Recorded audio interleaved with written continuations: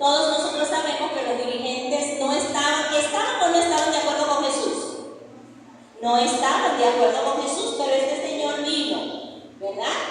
Jairo, llamado Jairo. Y luego que lo vio, se postró a sus pies y le rogaba mucho. ¿Qué cosa hacía? Rogaba mucho. No olviden esa frase. Diciendo, mi hija está agonizando, ven y pon las manos sobre ella para que sea salva y vivirá. Fue pues con él y le seguía una gran multitud que le apretaba. Aquí hay varios puntos en los cuales vamos a reflexionar. Miren, lo primero es que la historia de Jairo está escrita en 3 evangelios: Mateo, Marcos y Lucas. Lucas y Marcos coinciden, fíjense que coinciden en gran parte en el relato.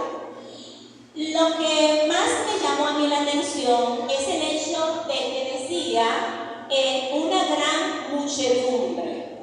Marcos, cuando se refiere a la muchedumbre, quiere decir que la gente hacía presión, sofocaba a Jesús. ¿Alguna vez uno de ustedes estuvo en un mitin político? Miren, déjenme confesarles, mi papá era balaguerista y yo con 15 años de edad, mi papá me motivó, obligándome, a ir a un mitin. Era para el Día de las Madres, porque supuestamente iban a dar electrodomésticos. Así que yo cometí un error garrafal y fue ir. Yo fui. Mire usted, yo andaba con una faldita azul y un polocher blanco con azul. Y llegó gris. De como la gente me puso la mano, me sobó, me pegó. Yo sentía que se me iba a ir el aliento porque todo el mundo me apretaba y me empujaban. Yo perdí un zapato, llegué a mi casa descalza, sucia e incómoda. Algo así le pasó a Jesús, lo único que no se enojó. Yo sí llegué enojada. Y le dije a papi, es la última vez que usted me vio bien, es la última vez que usted me pide ir a ese negocio. Jamás. Y era que yo andaba detrás de una nevera para mi mamá. Pero ni me llevé la nevera ni nada. A Jesús le hacían presión, lo sofocaban. Eso dice Marcos. Y en Lucas, la palabra griega que se utiliza para muchedumbre significa estrangular completamente, ahogar o asfixiar. Ya podemos tener una idea de cómo estaba el lugar donde Jesús se encontraba. No tan bonito como se ve en la imagen.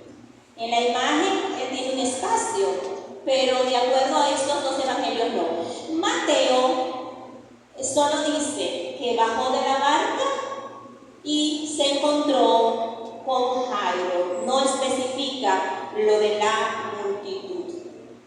Hablemos un poquito de Jairo. Decíamos ahorita que era un dirigente, ¿verdad que sí? Pero algo curioso que encontré es que su nombre significa Dios ilumina. ¿Qué significa? Dios ilumina. Y pregunto yo, en el milagro que se cumplió en su vida, ¿Dios lo iluminó? Claro que sí.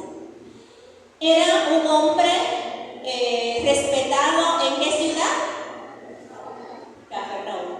Uno de los principales dirigentes de la sinagoga. A mí me llama la atención y pienso que quizás si su hija no se hubiese visto tan gravemente afectada, quizás no hubiese ido a buscar a Jesús, porque los dirigentes no estaban de acuerdo con Jesús. ¿O estaban de acuerdo? No estaban de acuerdo. Era un esposo y padre de familia, ya que se habla de su hija, y también al final del relato podemos ver a la madre, a él, junto con Jesús y los discípulos que Jesús designó para que estuvieran con él antes de hacer el milagro. Perdón, dale atrás. Ok. Otro punto importante es que él creía en la fe por obras. Si volvemos a la lectura bíblica, vamos a encontrar que él fue donde Jesús y le pidió una cosa, que impusiera sus manos sobre su hija. Si él entendía que si Jesús se trasladaba, e iba y iba a ser sana su hija. No estaba tan seguro de que si Jesús lo pedía desde donde estaba, se diera el milagro. Continuamos. ¿Cómo ejerció la fe Jairo? Bueno, fue ante la presencia de Jesús. Él se trasladó desde su casa hasta donde Jesús estaba cuando vio a su hija tan mal. Y pregunto yo, ¿cómo ejerces tú tu fe? ¿Vas ante la presencia del Padre? ¿O solo dices como alguien que yo conozco, que dice no, porque Dios es todopoderoso y Él sabe lo que yo quiero? Y yo pido una sola vez por lo que necesito y ya. ¿Hay fe ahí? ¿Se está ejerciendo esa fe? No. Sin embargo, Jairo se trasladó hasta donde él entendía que podía conseguir la sanidad de su hija. Se humilló de corazón. Esta mañana hablábamos, leíamos en el conflicto de los siglos, que Dios quiere responder positivamente nuestras oraciones, las que sean con fe, las que se piden en humillación de espíritu. No como algunos creen que para poder recibir sanidad tienes que subir 250 escalones de rodillas o irte desde Santo Domingo hasta la Basílica de la Altagracia en rodillas, o durando 40 días de silicio o una semana de silicio durmiendo en el piso. Dios no quiere ese tipo de sacrificio. Solo quiere que vayas con el deseo ferviente de deponerte a ti, dejar de ser consuelo para ser la criatura, la hija de Dios. Presentó su petición fervientemente. Se arrodilló y pidió por favor. ¿Ustedes han visto a los niños cuando quieren un dulce? Y usted le dijo que no. Te siguen y tú te vas a la cocina y dices, mami, por favor, un churrito, mami, por favor, un poquito, mira, un chichi, mami, déjame olerlo. Eso quiere el Señor, que presentemos fervientemente de corazón nuestras peticiones. Suplicó por la ayuda, que sería lo mismo. Tuvo plena confianza en el poder y la bondad de Jesús. Cuando Él se dirigió allá, Él entendía, si voy, si me humillo, si le pido, Él es todopoderoso y se va a compadecer de mí. Y pregunto yo, ante esa situación que hay en tu vida, ese problema de tu trabajo, que no te quieren dar el sábado, o esa persona que porque tú eres cristiana te hace la vida de cuadritos, o el esposo que se salió de la iglesia, o que tú conociste el evangelio y él aún no, ese hijo rebelde que cada vez que le hablas de Jesús te ofende, a veces no con palabras sino con las acciones, con su lenguaje no verbal. Ante esa situación que está allá adentro, que solo tú conoces, ese sentimiento que solo tú sabes que tienes, lo llevas al Señor, suplicas por ello, sabiendo que el Señor tiene el poder de ayudarte a vencer y sobre todo quiere hacerlo porque es bondadoso. La petición ferviente que este hombre fue: mi hija está a punto de morir. Miren, yo imagino, vamos a traerlo aquí a República Dominicana, a Santo Domingo, a la ciudad de Santo Domingo. Imaginémonos que son las 7:40 de la mañana y Jairo se encuentra saliendo de su casa desde Santo Domingo Este para el centro de la ciudad, porque Jesús está en la ciudad ganadera. ¿Cuánta ansiedad habría sentido él con esos tapones? Con todos los carros que se le metían delante y él sabiendo que su hija está por morir. Cada vez que alguien no le daba el paso, cada vez que un semáforo en rojo, tener que pararse y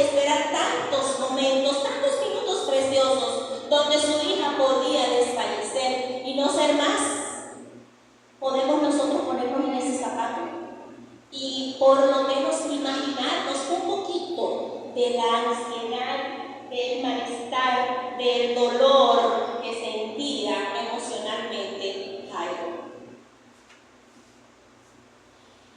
La hija de Jairo no se dice mucho en la Biblia, no sabemos su nombre. Solo sabemos que tenía ¿qué edad? 12 años. Sabemos que su procedencia, porque es hija de Jairo, ¿verdad? Sabemos que viene de una familia buena, que conocía la ley, que guardaba los mandamientos, ¿verdad? Y sabemos que era una niña, es decir, femenina. Pero no sabemos si se portaba bien, si se portaba mal, si asistía a la iglesia, si iba a la escuela, si ayudaba a la madre. No sabemos más, solo tenemos estos datos. La situación socioeconómica de ella era buena porque su papá era uno de los dirigentes, ¿verdad? Y su estado de salud era deplorable porque estaba enferma para morir. El tiempo de padecimiento aparentemente fue corto. La Biblia no dice que ella tenía meses o años en cama, simple y llanamente que enfermó y estaba para morir. ¿Cómo recibir la respuesta de lo alto? Ya dijimos hace un momento, ir a la presencia de Jesús, fue lo que hizo Jairo. Suplicar por la ayuda, también lo hizo. Se humilló de corazón ante Él, presentó su petición ferviente ante el Señor y depositar nuestra confianza en el poder y la voluntad del Señor. Todos estos requisitos los hizo Jairo. Es interesante, a mí me gusta mucho la Biblia, porque en medio de una historia, te coloca unas historias como que salen ¡puf! De la nada. Mientras Jairo estaba curando al Señor, de repente surge una situación. Y aquí lo podemos leer en Marcos 5, 25 y 28, que dice de la siguiente manera. Pero una mujer que desde hacía, ¿cuántos años? ¿Ven la similitud? ¿Cuántos años tenía la niña? Vayan tomando eso por ahí. Padecía de un flujo de sangre y había sufrido mucho de muchos médicos y gastado todo lo que tenía y nada había aprovechado. Antes le iba peor. Cuando oyó hablar de Jesús, ¿qué fue lo que pasó? ¿Que ella qué? Oyó hablar de Jesús. Vino por detrás entre la multitud y tocó su manto, porque decía, si tan solo tocare su manto, seré salva. ¿Qué iba a hacer? Sana y salva. Con un cristal. Interesante. Así. Seguimos. Lo van a quitar eso. La siguiente, querido.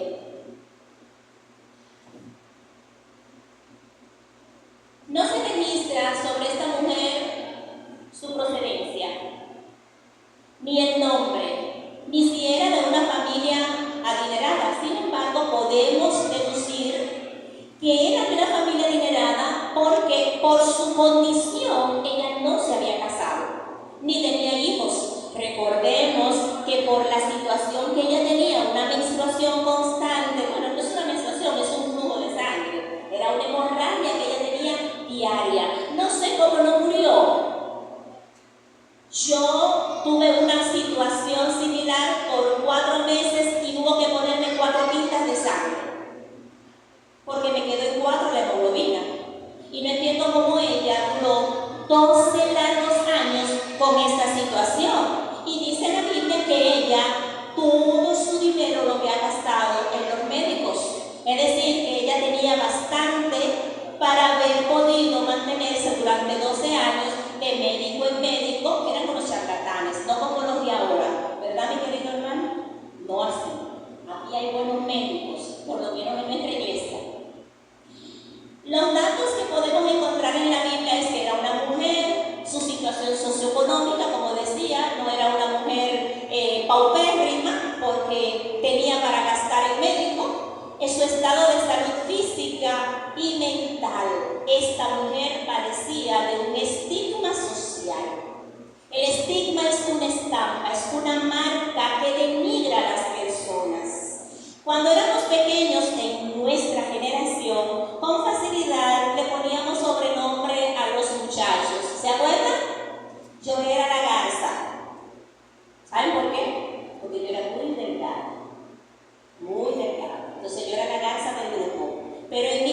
había una que era la mona. ¿Por qué era la mona? Porque ella era muy grande, sus brazos eran muy largos y ella siempre como que andaba así medio no sé qué y tenía los movimientos tipo a un mono, entonces le pusimos la mona. En ese entonces todo el mundo lo ponía chistes. Sin embargo, hoy día, cuando uno de nuestros hijos está en la escuela y alguien le pone un nombrete, ¿qué pasa con ese niño? Ahora se le llama bullying. ¿Cómo se le llama ahora? Bullying. Esta mujer tenía un estigma mayor que el famoso bullying que se hace ahora con un nombrete. Ella estaba etiquetada como impura. Ella no debía tocar nada, o mejor dicho, todo lo que ella tocaba se convertía en impuro, y si usted lo tocaba, ¿qué pasaba con usted? Era impuro también. Es decir, que ella tenía serias situaciones emocionales, porque ella en 12 años no recibió un abrazo. Hago un paréntesis, todos nosotros necesitamos de 12 abrazos diarios. ¿Usted quiere ser feliz? ¿Usted quiere tener mejores relaciones interpersonales en su hogar? ¿Usted quiere que sus hijos le respeten y le amen más? ¿Usted quiere que su esposo o su esposa se sienta más feliz y haya un acercamiento mejor? ¿Usted quiere que una amistad se mantenga más fortalecida? 12 abrazos en el día. Cada uno de nosotros necesitamos 12. Y a mí me dieron 4 esta mañana. Tengo que ir recolectando a los demás. Bien, así que esta mujer tenía soledad. No soledad porque vivía sola, porque algunos de nosotros vivimos apartados, solos y los familiares viven en otro lugar. Era soledad emocional. No se podía rodear con nadie porque dejaba a las personas inmundas. Y el tiempo del padecimiento, 12 años. ¿Cómo eran vistas? ¿Cuál era la opinión de la multitud hacia estas dos damas, una damisela y una dama? A la hija de Jairo, que era muy joven para morir, y todos se compadecieron de la niña, por eso querían acompañar al Señor Jesús para ver el milagro. No había un estigma para la niña, simplemente estaba enferma. Y claro, su enfermedad, al ser una niña, no podía ser porque ella hubiese pecado. ¿Bien? Ahora, ¿cómo veía la multitud que rodeaba a Jesús a la mujer del flujo de sangre? Como una paria de la sociedad. Nadie la podía tocar, ella no se podía acercar. Era una pecadora. Se supone que esa situación que ella tenía fue por algún pecado que ella había cometido. Era inmunda ante los ojos de los dirigentes y de los demás del pueblo, condenada a la soledad y a la muerte. ¿Saben ustedes que el pecado hace lo mismo con nosotros? Lo mismo que hizo con la mujer del flujo. ¿Saben ustedes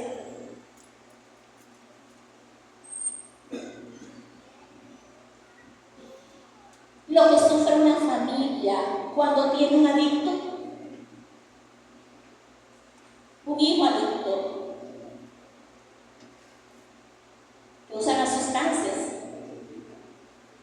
No hay paz, no hay sosiego. Y el vecindario los ve y los aparta. Porque los únicos culpables de que ese muchacho haya caído, sea drogo dependiente, son los padres, dice la gente. Pero el Señor Jesús vino a liberarnos de todas esas cadenas. Seguimos.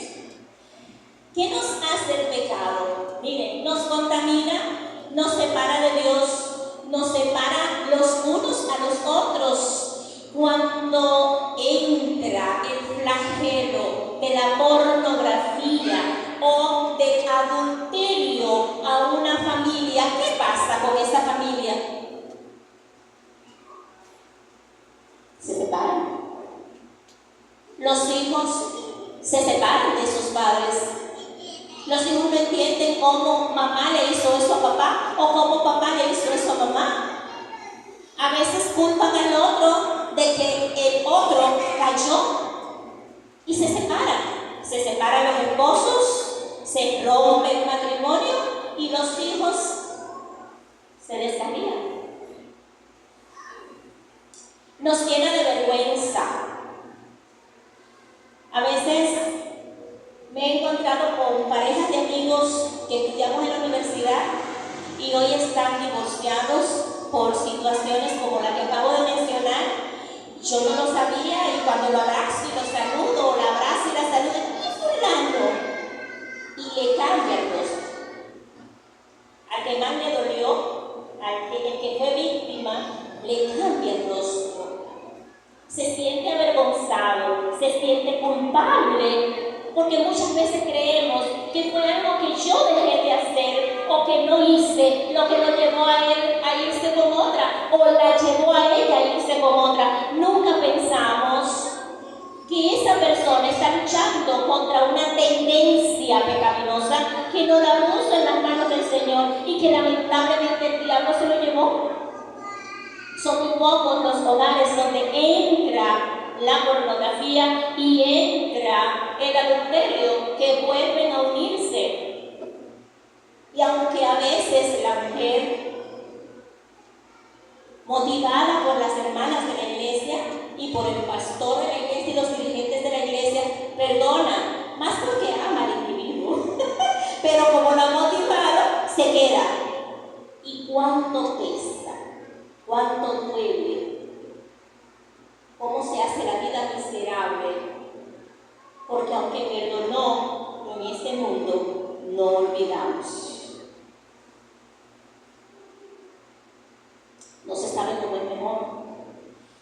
Muy pocos de esos hogares terminan sanando las heridas porque deciden juntos crecer espiritualmente, porque van de hinojos ante el Señor Jesús, porque buscan ayuda de un terapeuta y entonces sí, los hijos perdonan, la pareja perdona, crecen y vuelve a ser como era antes o mejor. El pecado nos lleva a la muerte eterna. Qué difícil es cuando alguien se empeña en seguir su voluntad y aunque todo el mundo le muestra, incluyendo la Biblia, cree que no, que todos están mal, menos yo. Nos lleva esto a la muerte eterna. Muchas veces recurrimos a doctores, como hizo la mujer del flujo de sangre, y estos doctores pueden ser el placer. Me dedico a vivir la vida bien y ya me voy allí y ya me voy acá y disfruto con la herida abierta. Porque creo que yendo de party en party voy a llenar el vacío de mi corazón y ese vacío solo lo llena ¿quién? Cristo Jesús. A veces nos vamos donde el doctor del entretenimiento y entonces comienzo a hacer cosas que me mantengan alejada de los pensamientos, de la meditación, de el hacer una mea culpa y saber que necesito ayuda del Señor. Otros del poder, ya sea económico, político, social. Tengo mucho dinero y yo puedo hacer lo que quiera. O yo tengo muchos amigos, yo tengo influencias, así que me doy el permiso de hacer cosas. O la gente me sigue, así que olvido eso, lo dejo allí acariciado y trato de llenar, de satisfacer ese vacío con medicina que no es alternativa para poder sanar esa hemorragia que produce en nosotros el pecado. La mujer decidió tener un contacto con Jesús. Ahí se ve muy bonito. Recuerden cuál era la situación de la multitud. ¿Cómo era que estaba Jesús? ¿Cómo se sentía Jesús? Asfixiado. Y estaban pegaditos allí, como cuando nos metemos en el tapón en Santo Domingo a las 7:45 de la mañana. Yo miraba así hacia el puente Duarte y decía, mi madre, ¿cómo no se cae el puente? Lleno de vehículos, parados allí por 25 minutos. Esta mujer, para poder llegar ante Jesús, una mujer delgada, sin fuerzas, recuerden, 12 años sin sangre, entre las piernas de los demás. ¿Quién sabe cuántas veces la pisaron? ¿Quién sabe cuántas veces ella cayó? Pero como Jesús no podía avanzar mucho y era ahí despacito que iba, ella retomaba, intentó entre las piernas de los demás, porque ella dijo, si tan solo toco, ¿qué cosa? El borde. No fue Siloam, no fue sí, fue solo. Seguimos. Dice Marcos 5, 27 y 28, cuando oyó hablar de Jesús, vino por delante, vino por detrás de la multitud y tocó su manto, porque decía, si tocare tan solamente su manto, seré salva. Continuamos.